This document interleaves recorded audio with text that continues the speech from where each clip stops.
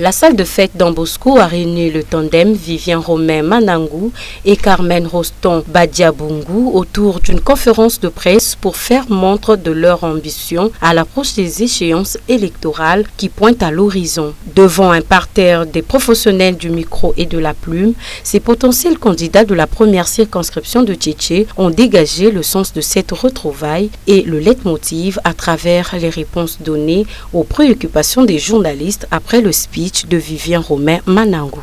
J'étais candidat en 2012.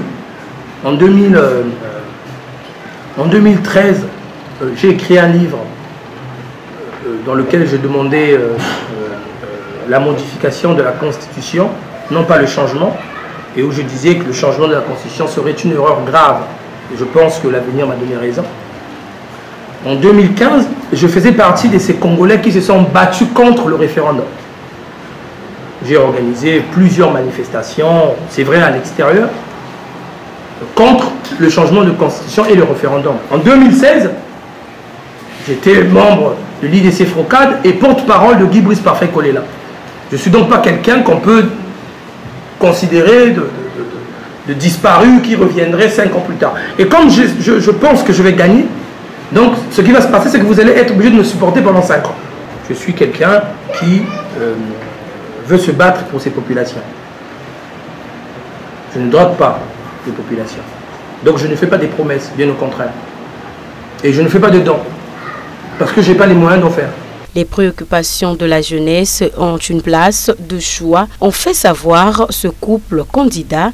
Carmen Roston Badiabungu l'a dit en ces termes. Si j'ai bonne mémoire, c'est qu'on a toujours au Congo des maisons de jeunesse.